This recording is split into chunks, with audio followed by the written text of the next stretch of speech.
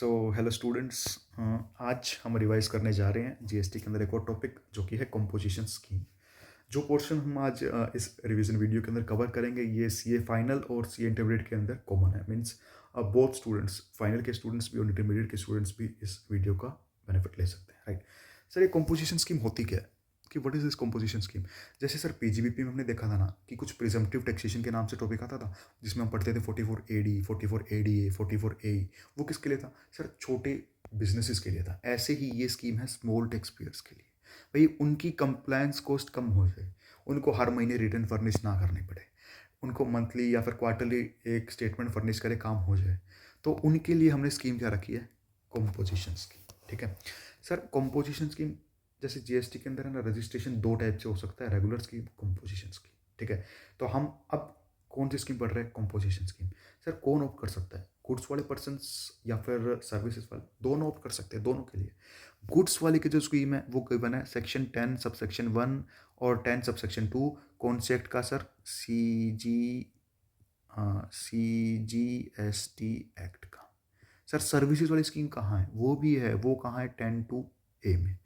अभी हम कौन सा देख रहे हैं सर? गुड्स वाली स्कीम। गिवन कहाँ है? 10(1) और 10(2) के अंदर। ठीक है, उसके बाद स्टार्टिंग करते हैं, आगे स्कीम आगे देखते हैं। तो सर ये ऑप्शनल स्कीम है, मैंडेटरी नहीं है कि भाई आपको ये स्कीम ऑप्ट करनी ही पड़ेगी। ठीक है, अगर आपका मर्जी हो ऑप्ट करो, नहीं मर्जी मत ऑप्ट करो, that depends on you, right. दूसरा, क्या ऑप्शन सबके लिए? नहीं, option available to certain eligible taxable person, कि कुछ पर्सन्स जो एलिजिबल है उनके लिए ही ऑप्शन अवेलेबल है, सबके लिए नहीं। सर एलिजिबल कौन है? एलिजिबिलिटी के लिए कि हम प्रीवियस फाइनेंशियल ईयर का क्या चेक करेंगे? Aggregate turnover. अगर वो एग्रीगेट टर्नओवर 1.5 करोड़ तक या फिर 75 लाख तक है तो वो पर्सन करंट ईयर के अंदर कंपोजिशन स्कीम के लिए एलिजिबल है। तो ये दो लिमिट्स कैसे आ गई, 1.5 करोड़ और 75 लाख? दो लिमिट्स ऐसे आई कि कुछ स्टेट्स के लिए तो लिमिट है 75 लाख, कुछ स्टेट्स के लिए है सर 1.5 करोड़। तो नीचे जो लिखा हो उसमें देखिए आप कि 75 लाख की जो लिमिट्स है वो किसके लिए है? सर स्पेशल कैटेगरी स्टेट्स थे ना जो हमने पढ़े हुए हैं पहले, कितने हैं सर? 11। उसमें से ये 3 हटा दो। कौन कौन से? असम, हिमाचल प्रदेश, जम्मू कश्मीर। कितने बचे? 8। ठीक है, तो ये 8 स्टेट के अंदर लिमिट कितनी लगेगी? 75 लाख। या फिर दूसरा तरीका याद रखने का कि 7 सिस्टर्स जो हमारी है, नॉर्थ ईस्टर्न स्टेट्स है। ठीक है, नॉर्थ ईस्टर्न स्टेट में से असम हटा दो और सिक्किम और उत्तराखंड जोड़ दो, तो उन सभी स्टेट्स में लिमिट कितनी है? 75 लाख।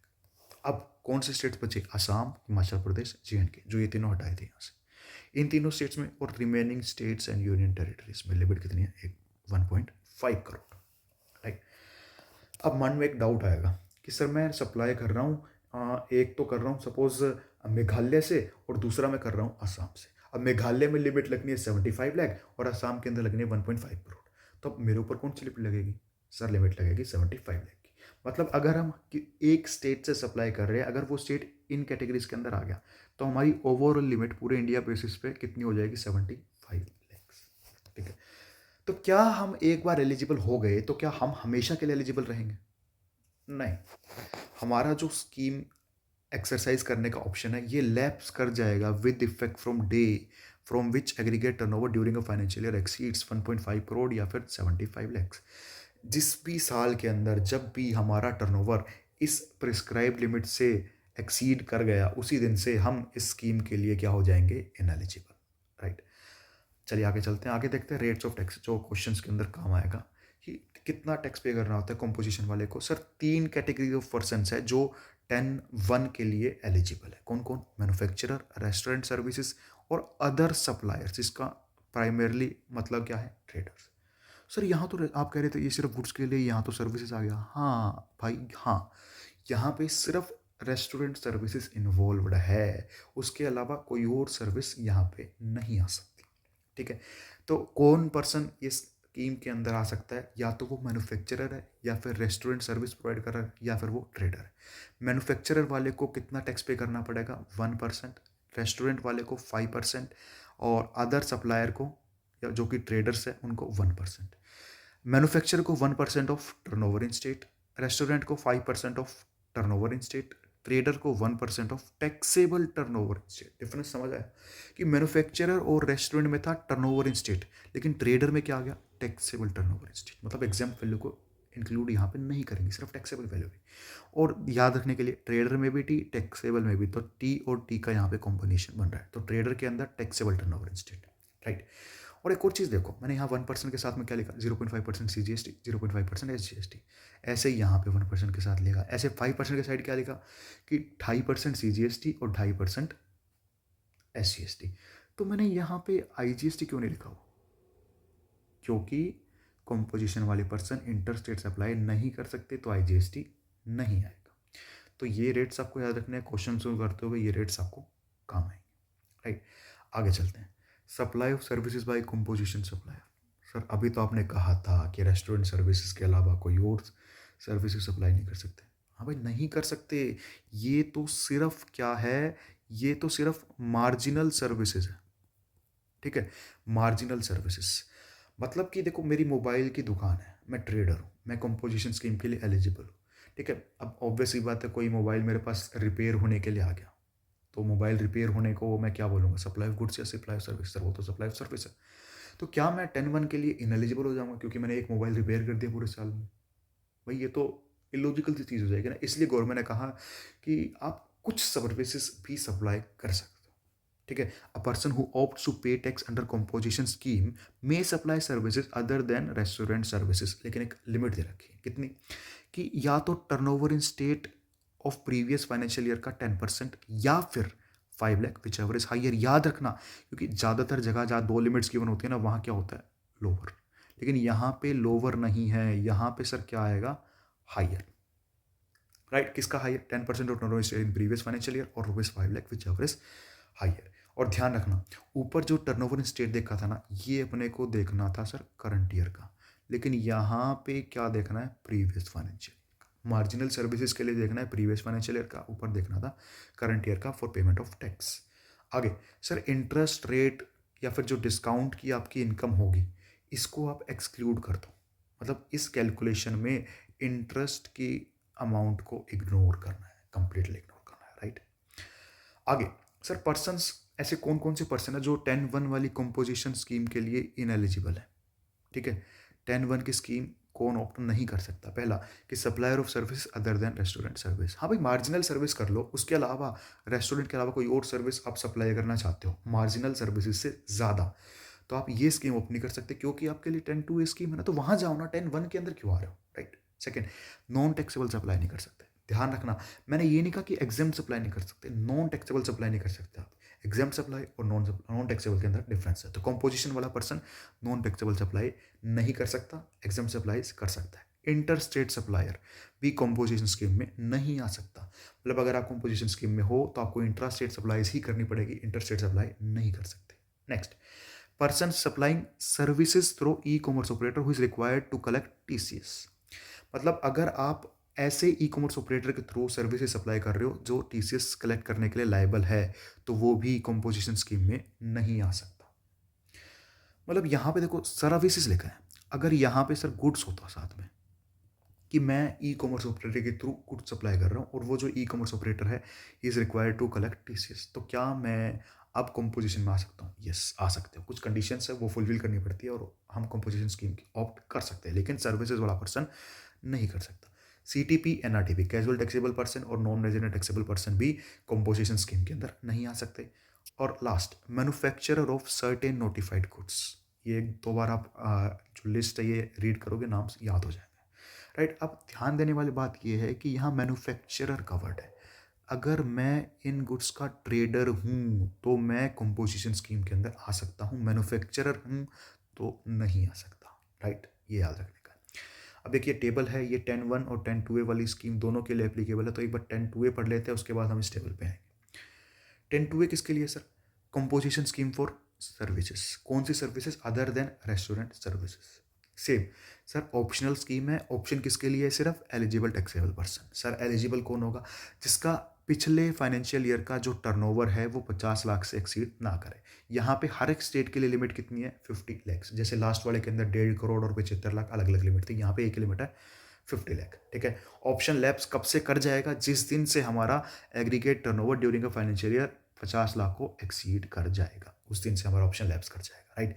सर यहाँ पे टैक्स रेट कितना है? सर 6% है टैक्स रेट। किस चीज़ का? टर्नओवर इन स्टेट का। ऊपर टैक्स रेट कितने थे? 1%, 1%, 5%। यहाँ पे टर्नओवर इन स्टेट है, टैक्सेबल टर्नओवर नहीं है, और टैक्स का रेट है 6%, 3% CGST, 3% SGST, IGST तो हो ही नहीं सकता क्योंकि इंटर स्टेट सप्लाईज अलाउड है। आगे, persons were not eligible to work for composition scheme under section 10(2)(8। Sir 10(2)(A) वाली स्कीम वो कौन नहीं कर सकता? सर ट्रेडर्स, मैन्युफैक्चरर्स और रेस्टोरेंट सर्विस प्रोवाइडर। अरे भाई इनके लिए 10(1) वाली स्कीम है ना, तो 10(2)(A) में क्यों आएंगे? तो ये 10(2)(A) ऑप्ट नहीं कर सकते। उसके बाद नॉन टैक्सेबल सप्लायर्स, कि ऐसा सप्लायर जो नॉन टैक्सेबल सप्लाईज कर रहा है वो भी ऑप्ट नहीं कर सकता।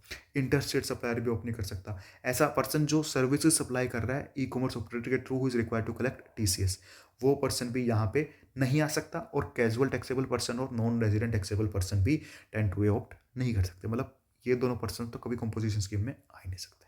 ठीक है। इसके बाद आइए एक ये टेबल जो है ये हम देख लेते हैं। ये टेबल 10(1) गुड्स की स्कीम और सर्विसेज की स्कीम दोनों के लिए यूज आएगी कैलकुलेशन पर्पस के लिए। कि जो एलिजिबिलिटी देखते हैं, हमें एग्रीगेट टर्नओवर देखना है। ठीक है, फर्स्ट वाला देखते हैं, aggregate turnover for determining eligibility. Sir aggregate turnover eligibility के लिए किस साल का देखना होता है? प्रीवियस ईयर का। पूरे इंडिया का, मतलब पैन इंडिया बेसिस पे कैलकुलेट करना है। टैक्सेबल सप्लाईज ऐड करेंगे, एग्जाम सप्लाईज ऐड करेंगे, इंटरेस्ट को तो हमेशा ही एक्सक्लूड करने का है। उसके बाद non taxable supplies add, exports add, interstate supply add. ये सर ऐड क्यों करा है? सर पिछले फाइनेंशियल ईयर में तो आप ये सारी चीज़ कर ही सकते हो ना, आप करंट में नहीं कर सकते, तो पिछले के अंदर कर ही होंगे अपने सप्लाई, तो उनको आप कर देंगे ऐड एलिजिबिलिटी चेक करने के लिए। राइट। सर करंट ईयर के अंदर कि भाई ऑप्शन लैप्स तो नहीं कर गया, वो देखने के लिए क्या करेंगे? सर करंट ईयर का टर्नओवर देखेंगे पूरे इंडिया बेसिस पे, पैन इंडिया बेसिस पे। सर टैक्सेबल सप्लाई ऐड करेंगे, एग्जाम सप्लाई ऐड करेंगे, इंटरेस्ट तो वैसे भी एक्सक्लूड करना है। देखो इनको मैंने ब्लैंक रखा है, क्यों रखा है? क्योंकि करंट ईयर में तो वो पर्सन ये सप्लाई ही नहीं कर सकता। अगर उसने ये सप्लाई कर दी होगी ये तीनों, तो पहले ही इनएलिजिबल हो चुका होगा। राइट। उसके बाद सर जो मार्जिनल सर्विसेज थी उसके अंदर जो टर्नओवर इन स्टेट निकालना था वो कैसे निकालेंगे? वो sir turnover in state marginal services की लिमिट कैलकुलेट करने के लिए टर्नओवर इन स्टेट अपने को लेना था प्रीवियस ईयर का। टर्नओवर इन स्टेट हमेशा क्या होता है सर? स्टेट वाइज होता है। Taxable supplies add, exam supplies add करेंगे, इंटरेस्ट को ऐड कहीं करना ही नहीं है, और ये तीनों को भी ऐड करा है क्योंकि ये कैलकुलेशन है प्रीवियस ईयर के। प्रीवियस ईयर में तो हम ये सप्लाईज कर ही सकते थे। राइट।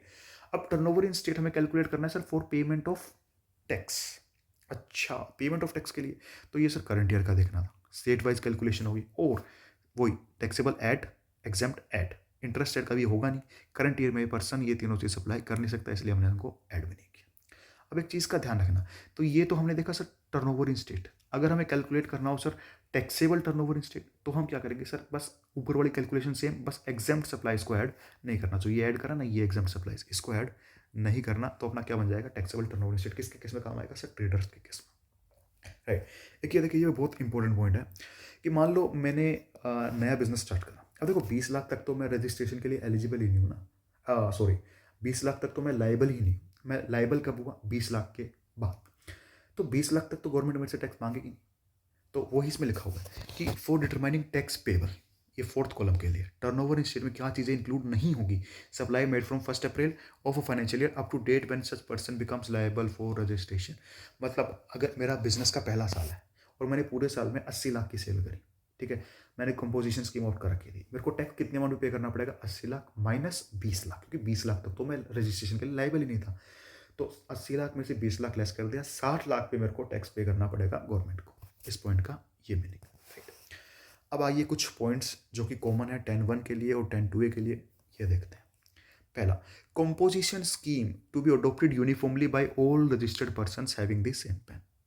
भाई एक बंदे के जितने भी रजिस्ट्रेशन है ना, वो सारे एक ही स्कीम के अंदर रजिस्टर्ड होने चाहिए। मतलब मान लो मेरे पास मेरे 5 प्लेस ऑफ बिजनेस है, तो या तो मेरे 5 place of business regular scheme में रजिस्टर्ड होंगे या फिर 5 place of business composition scheme में। ये नहीं हो सकता कि 5 में से 2 कंपोजिशन स्कीम में है, 3 रेगुलर स्कीम में। राइट। सेकेंड देखिए, composition tax can not be collected from recipient. Important, कि कंपोजिशन स्कीम हमें खुद की जेब से पे करना होता है, सप्लायर खुद की जेब से पे करेगा, रेसिपिएंट से कलेक्ट नहीं करने का। तो आगे किसी रेस्टोरेंट में अगर आप जाते हो, अगर वो कंपोजिशन स्कीम में रजिस्टर्ड हो, तो ध्यान रखना कि वो आपसे टैक्स चार्ज ना कर रहा हो। Right. ITC can not be availed bye composition supplier. भाई जो परचेजेस पे टैक्स पे करा होगा कंपोजिशन सप्लायर ने, उसका क्रेडिट उसको नहीं मिलेगा। मतलब कंपोजिशन टैक्स जो है वो खुद की जेब से कैश के अंदर पे करना पड़ेगा, क्रेडिट का बेनिफिट नहीं मिलेगा। राइट। आगे, in case of irregular availment of composition scheme registered person shall be liable to pay tax and shall also be liable for penalty.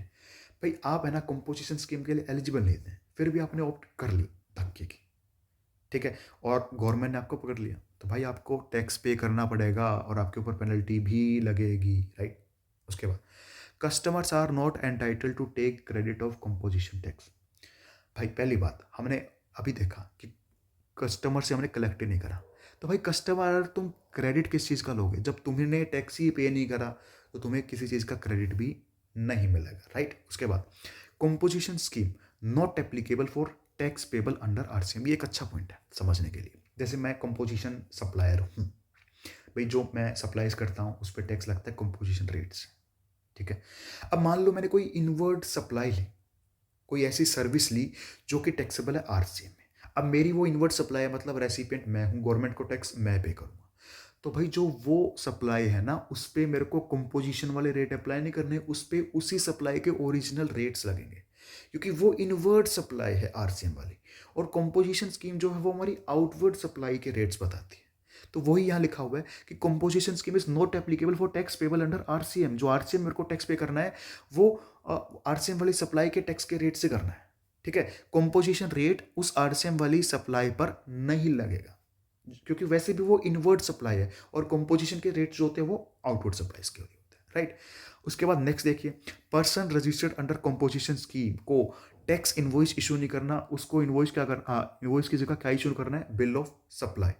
Bill of supply, tax invoice issue नहीं करना, bill of supply issue करना है। Bill of supply पे क्या लिखना है, क्या words आपको लिखने हैं?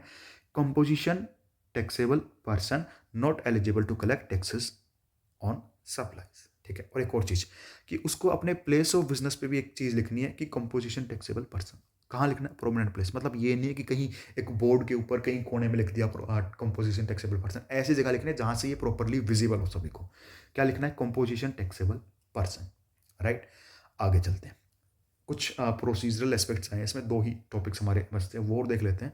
तो पहला, intimation for opting of composition levy and its effective date. भाई कंपोजिशन स्कीम ऑप्ट करना चाहते हैं, कैसे ऑप्ट करेंगे? देखो, अगर कोई न्यू पर्सन है, मतलब न्यू रजिस्टर्ड पर्सन, कोई न्यू रजिस्ट्रेशन का केस है, तो वो बंदा जब भी रजिस्ट्रेशन का फॉर्म फाइल करेगा ना GST-RG 01 के अंदर, तभी वो कंपोजिशन ऑप्ट कर लेगा, ठीक है। पूरे साल में जब भी रजिस्ट्रेशन का फॉर्म उसने फाइल किया होगा तब वो कंपोजिशन स्कीम ऑप्ट कर लेगा। इफेक्टिव कब से होगा? जब से रजिस्ट्रेशन इफेक्टिव हुआ तभी से उसका कंपोजिशन स्कीम भी इफेक्टिव हो जाएगी। अच्छा, अगर कोई ऑलरेडी रजिस्टर्ड पर्सन है, अगर वो कंपोजिशन में आना चाहता है, तो उसको ऑप्ट कब करना पड़ेगा? सर, किसी भी फाइनेंशियल ईयर की बिगिनिंग से। मतलब मैं ईयर के मिड में कंपोजिशन स्कीम में नहीं आ सकता, मेरे को ईयर के बिगिनिंग से ही कंपोजिशन स्कीम में आना पड़ेगा। इफेक्टिव कब से होगी? From the beginning of the said financial year, ठीक है। तो अब याद रखना है कि अगर न्यू रजिस्ट्रेशन है, ईयर के बिटवीन कभी भी हमने रजिस्ट्रेशन के लिए अप्लाई करा, जब से हमें रजिस्ट्रेशन मिलेगा तभी से हमारी कंपोजिशन स्कीम भी इफेक्टिव हो जाएगी।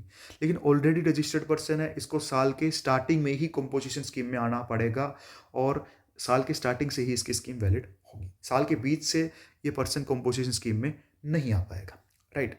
उसके बाद, वैलिडिटी ऑफ कंपोजिशन लेवी, कब तक कंपोजिशन स्कीम जो है वो वैलिड रहेगी? सर देखो, कंपोजिशन स्कीम से बाहर आने के दो रीज़न हो सकते हैं। या तो हमने खुद ने विड्रॉ कर लिया, या फिर हमने खुद ने विड्रॉ नहीं करा, टैक्स अथॉरिटीज ने हमको बाहर निकाल दिया। Denial of option to pay tax under composition scheme by tax authorities.